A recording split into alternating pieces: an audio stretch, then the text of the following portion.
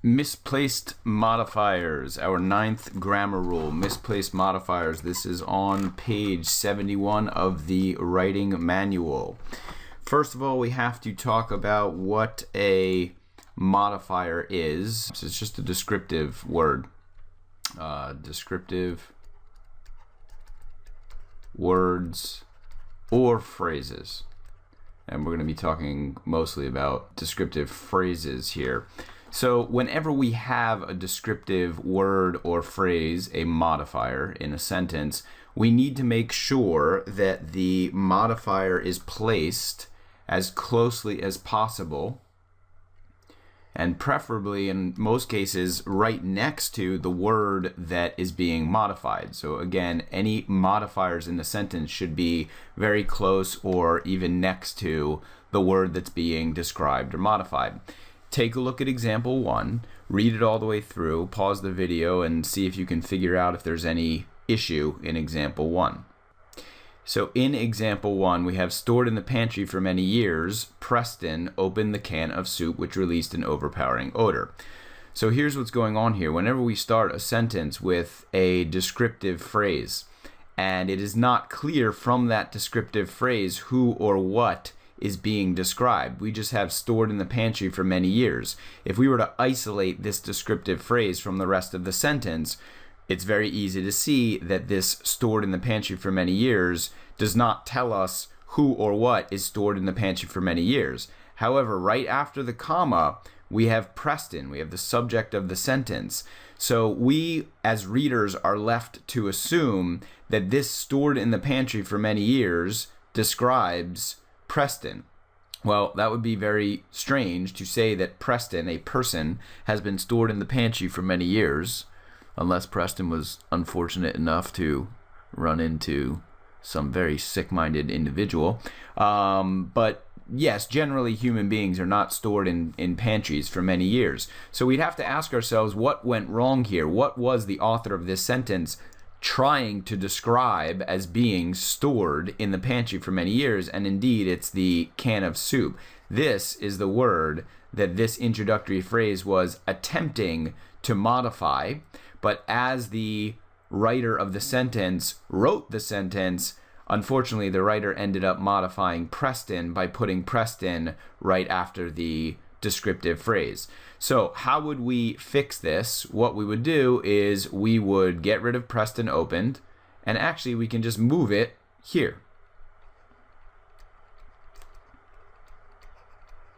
Now there are other ways to change this sentence. You could say stored in the pantry for many years, the can of soup opened by Preston released an overpowering odor. You could say stored in the pantry for many years, the can of soup released an overpowering odor when Preston opened it. So there are multiple ways to change this sentence. Moving Preston opened to this position after the which is probably the most efficient. So now what we have is stored in the pantry for many years, comma, the can of soup which Preston opened released an overpowering odor. And now we have the can of soup right after the descriptive phrase, and now all is good with the world. So here is the tip-off clue for misplaced modifier. This is the primary tip-off clue. There are one or two other tip-off clues for misplaced modifiers. This is definitely the most important one, and it is exactly what we just saw in example 1. An introductory descriptive, oops, that's not how you spell descriptive. Hold on for a second. An introductory descriptive phrase followed by a comma. And when we say introductory, we just mean at the beginning of the sentence. So again, you can see up here in example 1 exactly what this tip-off clue is describing, or an example of what this tip-off clue is describing. We have stored in the pantry for many years, so that's our descriptive phrase. This is our description. And then we have a comma right after it, and then we go into our independent clause. So that is the tip-off clue. If you see this introductory descriptive phrase followed by a comma, the rule is the person slash thing being modified must immediately follow the comma.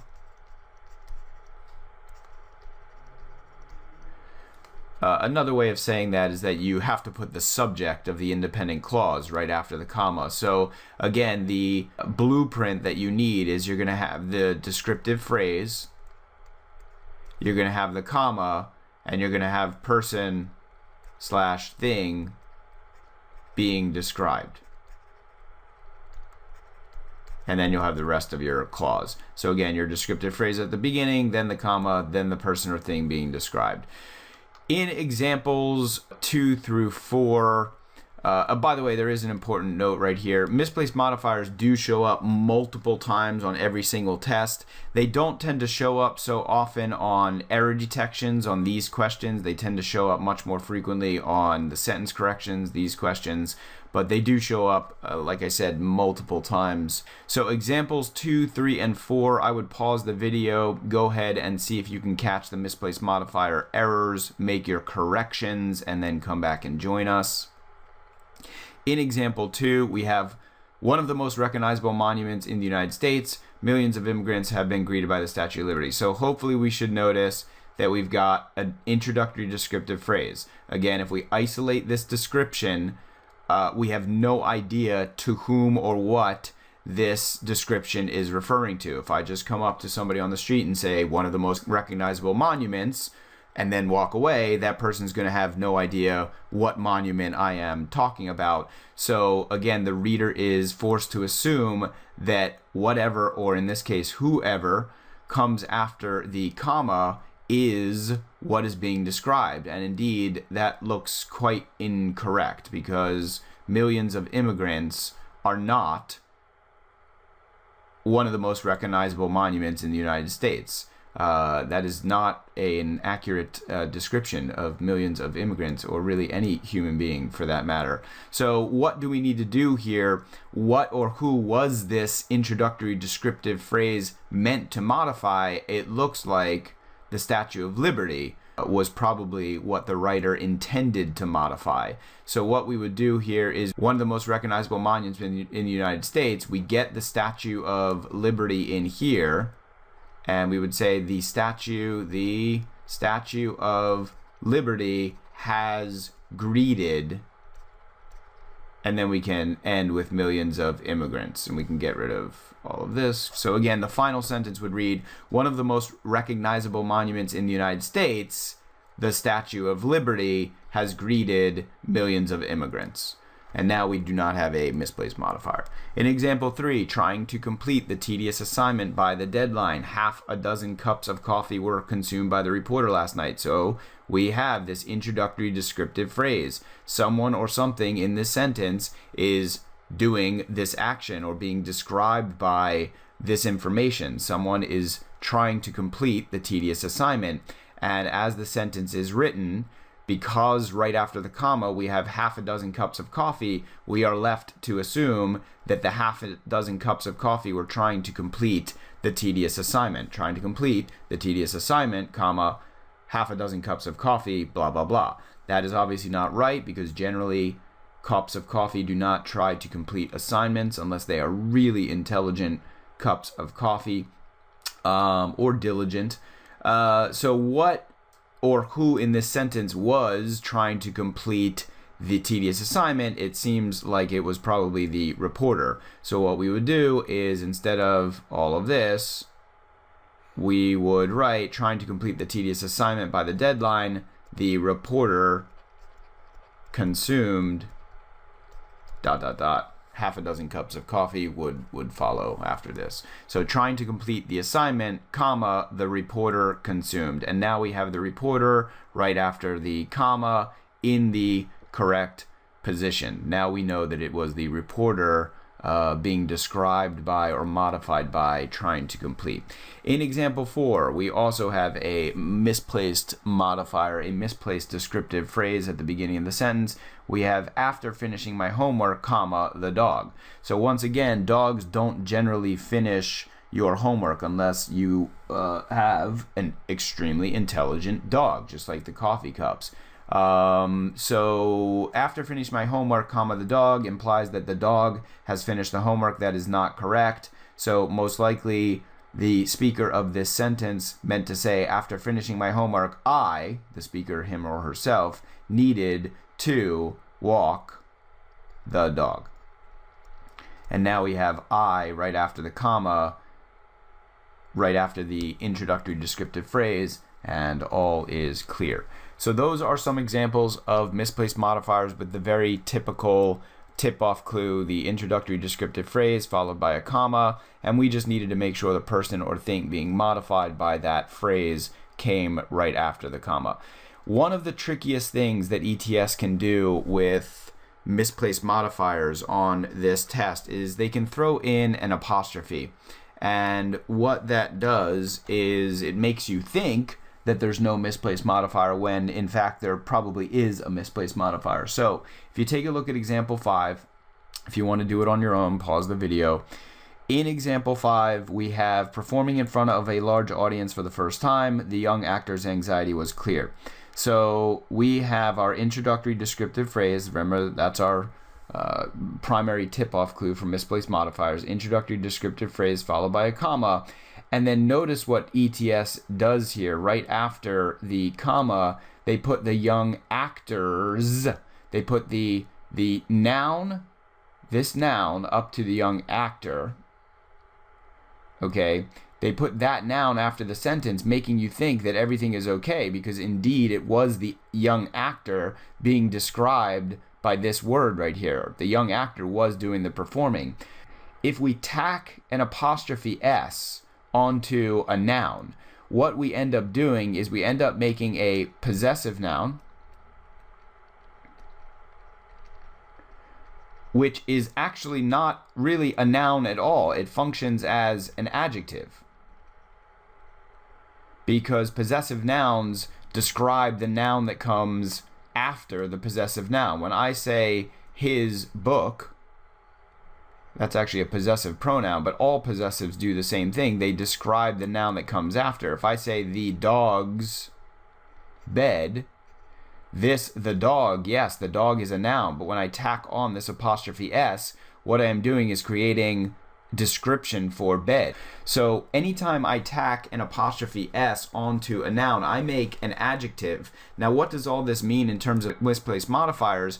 What it means is that this introductory descriptive phrase is not modifying the young actor at all. What it's modifying is the first noun that comes after the comma. In other words, the description in this introductory phrase sort of leapfrogs over this adjective and onto the anxiety. Think about if the adjective was great.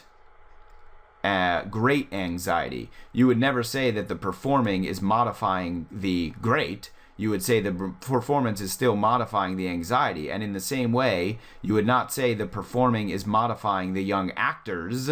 You would say the performing is modifying the anxiety. So we do have a misplaced modifier here. We have this introductory phrase, performing in front of a large audience for the first time, modifying this noun anxiety, which is obviously not correct. We want that introductory phrase to modify the young actor, so what we need to do is get rid of this possessive, and the way that we do that is we can simply say the young actor was clearly anxious. And now we have the noun, the young actor, right after the comma, and we have fixed our misplaced modifier. So take a look at number 6. I would do it on your own. Keep in mind what we just talked about in terms of the apostrophe. On number 6, we have swimming against the current. Fatigue caused the surfer to begin to panic. So we have an introductory descriptive phrase followed by the comma. That is our primary tip-off clue. So someone or something in this sentence is swimming against the current. Right after the comma, we have fatigue. And generally, I mean, I've never seen fatigue swimming out in the ocean or in a pool before. Fatigue does not swim, so it does not seem right to be modifying or describing fatigue by saying that it is swimming against the current. So what we need is we really need the surfer after the comma. Now, we could go ahead and make the entire change, but for now, let's jump to the answer choices. So we know A is not right because we have fatigue. Now, many of you may have, even though I just discussed this issue previously, many of you may have picked C or D, but these are B. Sorry, let's go back to B. B has the same issue as A. It puts fatigue right after the comma, and we already said that's a misplaced modifier. Some of you may have jumped at C or D because you saw the surfer right after the comma, but remember what we said. This is actually not the surfer after the comma. It's the surfers, which is a possessive noun, which is an adjective, which means it is modifying fatigue. So in both answer choices C and D, this swimming against the current is actually still modifying the fatigue. So these two are not right because of the beware the apostrophe issue that we just discussed above. But then on answer choice E, what we have here is we have the fatigued, which is an adjective, describing surfer, which is a noun. And remember what we said, we need the first noun after the comma to be the thing or person in this case that the descriptive phrase is describing. So we have swimming against the current, comma, the fatigued surfer began to panic. And that is perfectly acceptable because now the introductory phrase is describing this noun, surfer, which is exactly what we wanted. So the answer there on number 6 is E. Next page, page 72, misplaced modifiers on error detection. So the misplaced modifiers that you see on the SAT will mostly appear on the sentence corrections, like this question we just did. However, every now and then you will see a misplaced modifier on an error detection, one of these questions. I'm actually going to point out that the tip-off clue might be exactly the same as the one we discussed on the previous page. Even on an error detection, if you were to see something like when,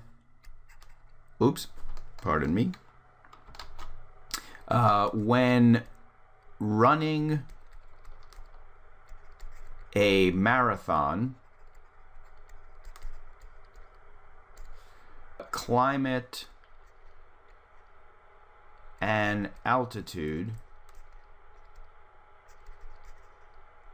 can greatly affect a runner's performance. So when running a marathon, climate and altitude can greatly affect a runner's performance. So let's say they underline when running as A. Let's say they underline greatly as B. This is C, and then this is D.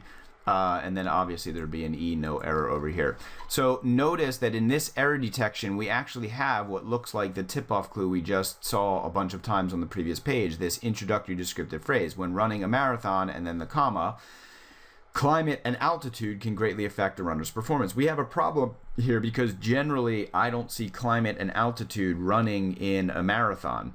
That would be very strange to see them running in a marathon. So this introductory descriptive phrase seems to be modifying words that are completely illogical. So we do have a misplaced modifier. However, in this error detection, they have not underlined climate and altitude.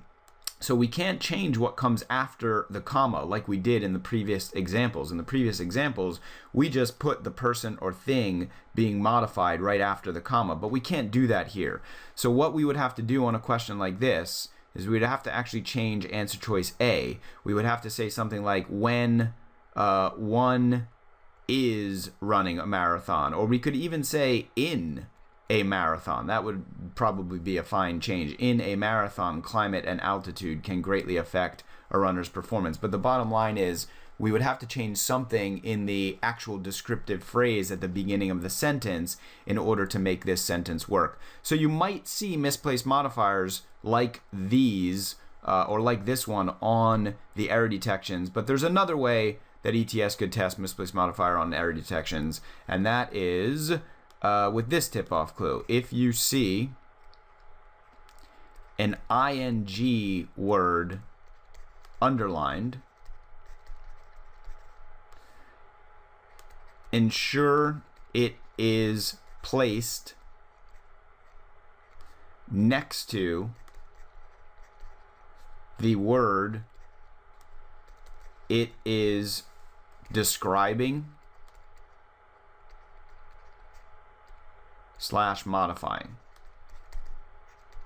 Without getting into too many of the details here, you got to keep in mind that ing words, present participles, they are descriptive words. If I say the swimming shark, so this ing word is an adjective describing shark. So ing words are descriptive words. On the previous page, we can see trying to complete the tedious assignment. This ing word is describing the reporter. It is the reporter who is trying. This is the trying reporter, if you want to think of it like that. So anytime we see an ing word, we know that it might be modifying something, and therefore the general rule that we discussed at the beginning of misplaced modifier was that describers should be close to what they modify. And indeed, that's what we need to do if we see an ing word. We need to make sure that ing word is not misplaced, is not put next to an inappropriate word. Go ahead and read through number 7. Pause the video if you would like.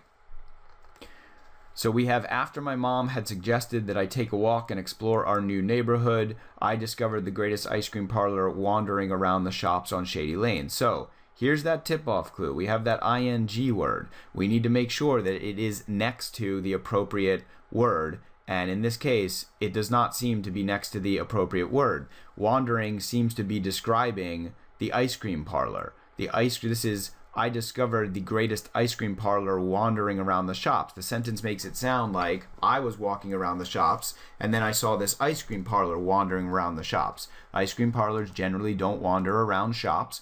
Most likely what we would have needed to do here, or what the reader intended to write, is something like, I discovered the greatest ice cream parlor as I wandered. There are some other changes that are valid there. If you made a change that you think is appropriate and you want to know if it indeed is appropriate, ask your tutor. But yeah, we have a misplaced modifier here in answer choice D because we cannot put this wandering, this descriptive word, right next to ice cream parlor, or else it's going to make it sound like the ice cream parlor was wandering. That is it for misplaced modifier. You better know this rule very, very well. You should know all the rules well, but misplaced modifier is a very common rule on the test. You should definitely know this. Major tip-off clue, introductory phrase, descriptive phrase followed by a comma. You should also know that on error detections, much less common, but you should know that if you see an ing word underlined, make sure that ing word is referring to or placed next to the correct word. That is all for misplaced modifier.